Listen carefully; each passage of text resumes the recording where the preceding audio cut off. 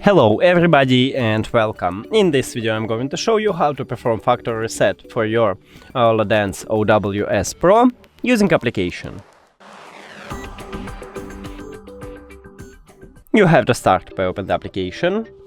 Now your earbuds should be connected, of course, with the application, and then go to the settings. Scroll down and go to device information. And right here we have factory reset, so click on it and then click OK. Now, hide the application, open settings, and on iOS devices we should remove it, and on Android devices we can reconnect it. So let's remove it. Click the information settings icon right here, or information if you have iOS. Forget device.